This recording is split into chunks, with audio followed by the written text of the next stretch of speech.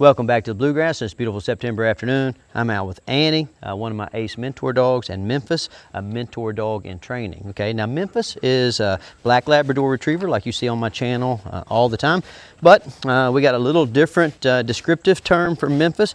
He is what people generally refer to as a British style Labrador Retriever. Okay, now the British style dogs are bred specifically to be able to be trained with very gentle and very forgiving techniques, which works perfect with our Puppy Montessori approach. And what I'm going to show you today is just how I go about teaching my own mentor dogs to have good basic obedience, right? From my perspective, to be a good leader, first thing you have to do is learn how to follow. And I'm going to walk Andy around on this course.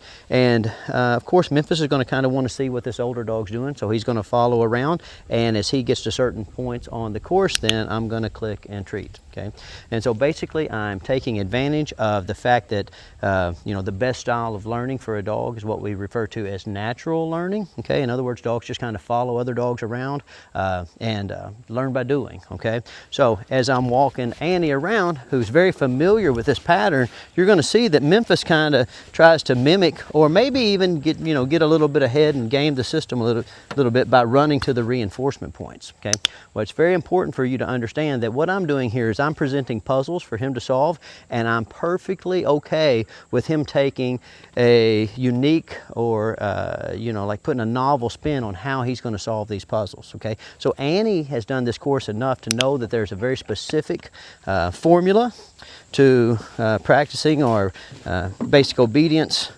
and vocabulary, and Memphis is going to figure that out over time. Okay, but right now all I'm interested in is him wanting to take part in the process, and him trying to figure out the best way to get to the reinforcement points in the course material. Okay, so as I'm walking around,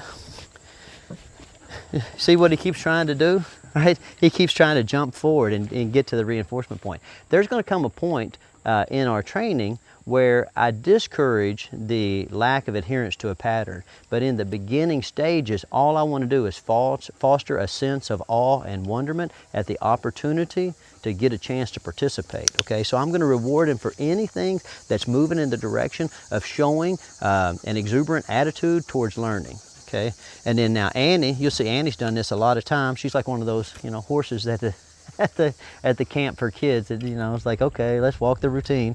And her demeanor, okay, is going to directly affect Memphis's demeanor. In other words, she's being calm, attentive, and polite, and he's mimicking as he's learning. You'll see little bits and pieces of him getting a little excited and wanting to jump ahead, wanting to kind of cheat the system. Okay, but for the most part, what's happening is he's just going to like follow along and see if he can't get the same stuff that Andy's getting.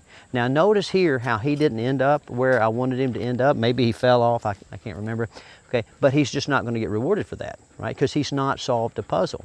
Basically, he was presented with a puzzle to solve. He might have had a little bit of a bad experience, and he decided just to not do that part of the homework. Okay, well, if he's not going to do that part of the homework, then I'm just not going to notice him, and Annie and I are going to go on about our business, okay? Because this, even though I'm like really pro puppies being important and pro puppies learning by doing and really making over them, okay, this is not the Memphis show around here, okay? We have work to do, and he has to learn from the beginning that the work doesn't stop because he wants it to stop, and our work day does not revolve around him. So if he's presented with a puzzle, and like he chooses not to participate in that aspect of the puzzle solving, well, then he just misses out on the reinforcement points. Okay, and me and Annie are still out here working, having a good time, and eventually he'll realize that I'm not going to stop what I'm doing to come over there and cater to him, and he'll start looking for something to do that impresses me, right? And that's the real key with all this stuff is, if you do your obedience right, your dog will be looking to impress you. Right? And if your dog's looking to impress you, it makes training a lot of fun.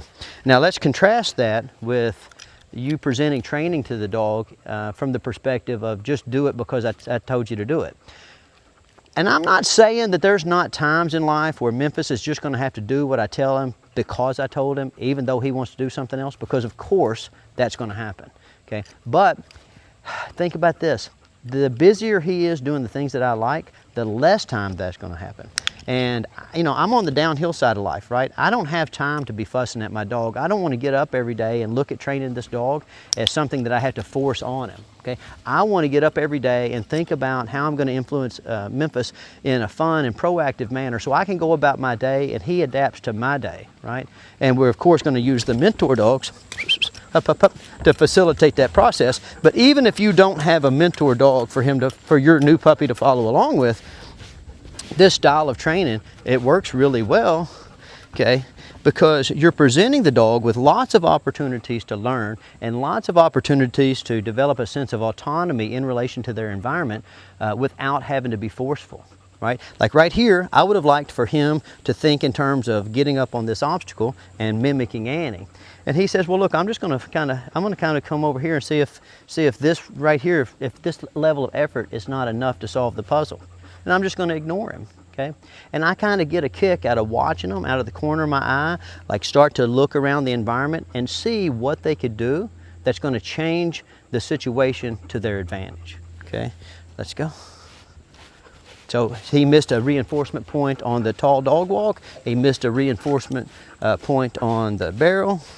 Let's see if he starts to catch up and realize that he's going to have to put a little bit more effort into this.